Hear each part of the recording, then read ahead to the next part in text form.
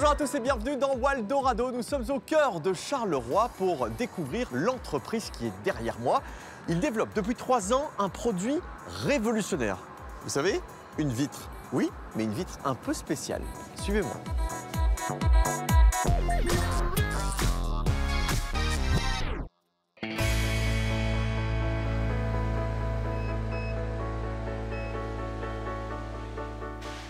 Serge, bonjour. Bonjour. Merci de m'accueillir dans cette entreprise ultra moderne, mais j'ai entendu dire qu'elle avait 150 ans. Ultra historique, on est ici dans le Barnum des vitreries Lambert. C'était comme ça qu'on appelait le site il y a 120 ans. Ouais. On faisait déjà du verre, c'était la plus grosse usine verrière du monde. Elle a été ensuite appelée Univers. Elle est devenue Glaverbell pendant plusieurs décennies. Ça on connaît. Et dans les années 2000, Glaverbell a pris une dimension mondiale en intégrant le groupe AGC, qui est aujourd'hui notre marque de fabrique. Oui, parce qu'il faut s'imaginer, ici, ça a été à l'abandon pendant 10 ans. Ça a été à l'abandon pendant plus de 10 ans. Et quand, il y a 4 ans, on a eu une nouvelle technologie à implémenter, on s'est dit, retournons à nos sources et on a converti ce bâtiment dans la première ligne industrielle mondiale de verre sous vide. Et donc, bienvenue chez AGC, merci. Lode-Linsart. Alors, vous êtes présent sur 5 communes wallonnes, Oui. Partout en Europe, et la direction se trouve en Belgique. Oui, elle se trouve à Louvain-la-Neuve. Et on a par ailleurs notre centre de recherche européen qui, lui, se trouve à 5 km d'ici, à Gosselies, avec le creuset de notre usine, pour utiliser un terme adéquat, qui se trouve le long de la Sambre depuis toujours. Combien de personnes travaillent en Belgique? En Belgique, on est à peu près à 4 000 personnes au total, selon qu'on compte l'automobile, la Flandre, la Wallonie, et à peu près 16 000 sur l'Europe entière, dans les autres 16 divisions. 000 personnes, mais c'est hallucinant. Ah, On mais- s'imagine pas en fait. Non, non, mais le verre est partout autour de vous, on ne se rend pas compte, mais chez toi, tu rentres, tu regardes par la fenêtre, ben, c'est un morceau de verre, ça c'est un matériau fantastique. Et donc, justement, qu'est-ce que vous avez développé? alors, historiquement, on s'est dit, on va mettre 2 verres et ça va déjà mieux isoler. Pour arriver à quoi? Pour arriver ici à quelque chose qui aujourd'hui est considéré par beaucoup comme le summum de l'isolation thermique, le triple vitrage. Sauf que, Sauf que plus, c'est pas toujours mieux. C'est comme ça qu'on est passé au vitrage Fineo, qui, dans sa configuration qui est là, avec moins de 8 mm d'épaisseur, est plus performant que le triple vitrage que je présente ici à côté. donc en fait, là, sur cette partie que vous avez développée, il y a 2 couches, c'est ça? Et Oui. du vide à Et l'intérieur. il y a du vide à l'intérieur sur un 1/10 de millimètre, ce qui fait qu'on a quelque chose de léger, maniable, quelque chose qui va être facile à installer, quelque chose qui aura une empreinte carbone bien inférieure à ceci. On a quelque chose qui a purement du verre, quelque chose qui peut être recyclé à 100%. Donc on est sur un produit le plus efficace, le plus léger et le plus environnemental. Donc on l'a bien compris, ça c'est le futur. C'est l'infini et au-delà. Pas mal.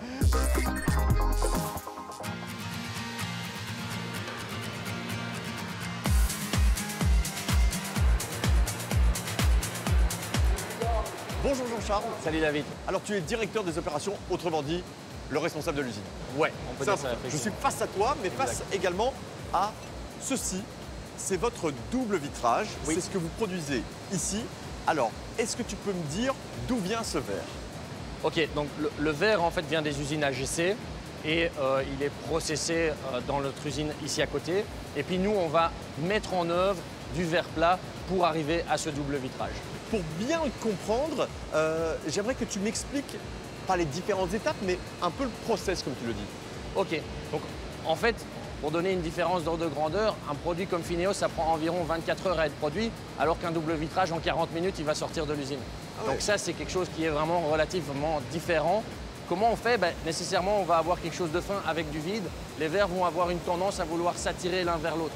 Ce qu'on va faire, c'est qu'on va déposer des micro-piliers entre les 2 vitrages pour assurer que la lame de vide va maintenir son pouvoir isolant tout au long de la vie du vitrage. Oui, c'est un petit peu quand on prend un ballon, voilà, on aspire l'air et donc c'est ça. Exactement. Et si on avait mis une balle au sein du ballon, forcément, le ballon ne pourrait pas contracter plus loin.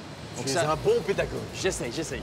Ensuite, on va arriver avec le scellement extérieur qui va lui faire l'étanchéité et qui va permettre à ce vitrage en fait aussi d'avoir une vie extrêmement longue.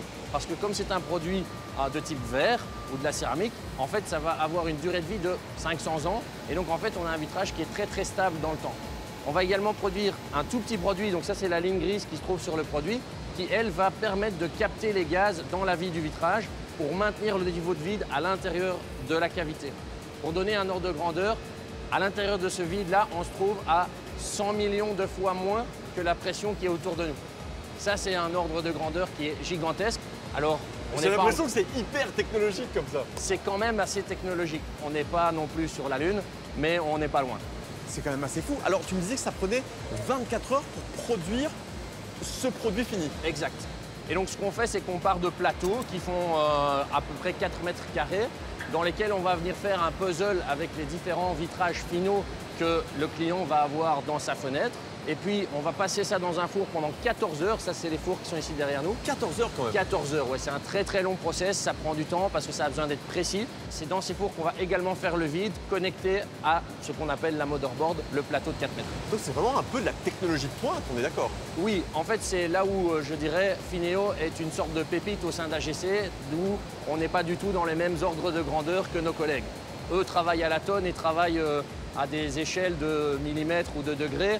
Là, nous travaillons, nous, à des échelles de microns, qui est le millième d'un millimètre. Donc, c'est vraiment pas le même niveau de technologie. Tu parlais de pépites, on adore ça. Donc, reste là. On va revenir dans quelques instants dans Waldorado pour la découverte de cette belle entreprise. À tout de suite.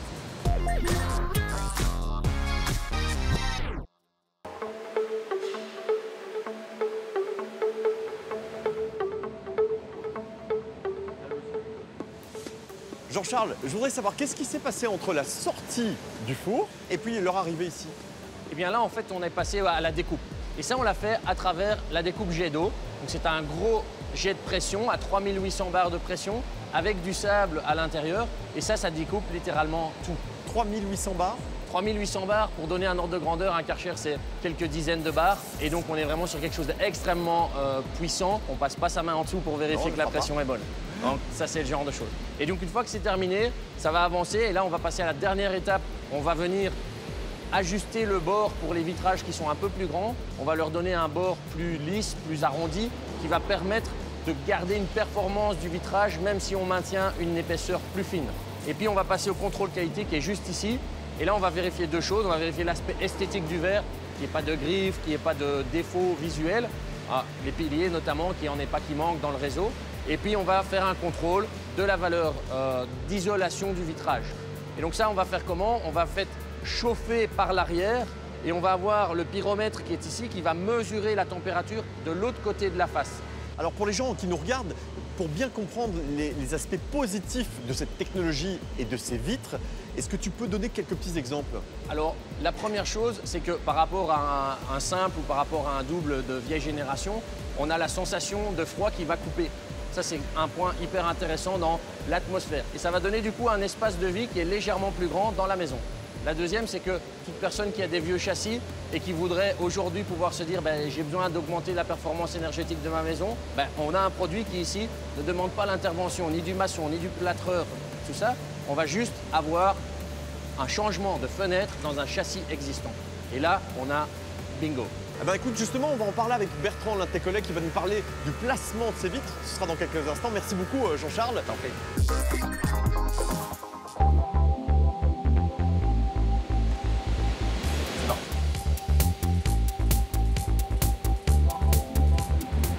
Ça, c'est acheté. Pourquoi? Enfin, ils ont des défauts. Il y a quoi comme défaut? Il manque 2 piliers consécutifs. Ah, les petits points, là. Ouais. Et toi, tu l'as vu avec ton œil? Oui, là sur la table de contrôle là-bas. Je l'ai vu. Je l'ai vu. Ah, Là? les deux. Ah, aujourd'hui c'est pas mon contrôle donc. Ah ouais, comme par hasard. Ok. Ok, ouais, ça va, je connais.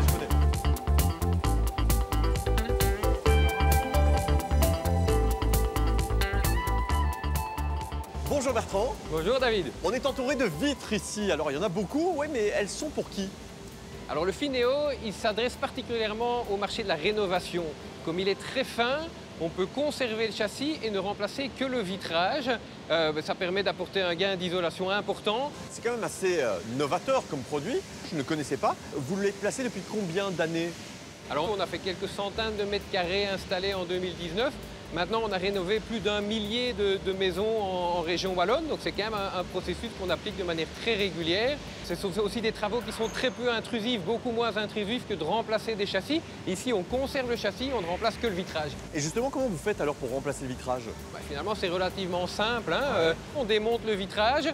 Éventuellement, on transforme un tout petit peu le châssis pour pouvoir gagner un tout petit peu en épaisseur. On vient poser le Fineo. Le gain, en une journée, on a remplacé tout ça et le gain est très conséquent pour l'utilisateur. Alors, vous ne vendez qu'en Belgique, j'imagine? Alors, nous n'installons qu'en Belgique. Par contre, ce que vous voyez ici, qui est produit à l'Aude-Linsart, est aussi distribué partout en Europe. Il y a 2 gros marchés, les Pays-Bas, qui ont un patrimoine ancien quand même important et donc qui ont très vite décollé. Ils ont été aussi assez présents en Irlande. L'objectif ici en 2023, c'est d'écouler 50 000 mètres carrés de Fineo. Donc ça fait quand même des grosses quantités. 50 000 mètres carrés, ouais, ça fait beaucoup. Bon, en tout cas, c'est clair et limpide, un petit peu comme ceci. Merci beaucoup, Bertrand. Avec plaisir.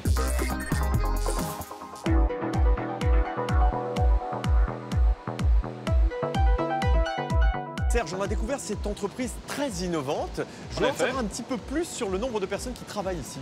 Alors on a sur le site qui s'occupe de fournir le verre une 60aine de personnes et on a une 50aine ici qui travaillent pour transformer le verre en Fineo.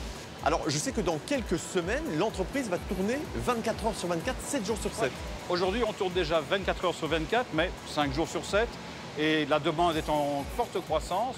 L'étape naturelle suivante est de passer à 7 jours sur 7, 365 jours par an, et ensuite de prévoir des augmentations de capacité pour faire face à la demande. Alors j'imagine que les fournisseurs de châssis ont dû s'adapter aussi, parce que le triple vitrage est comme ça, et puis le vôtre il est comme ça, donc il faut s'adapter.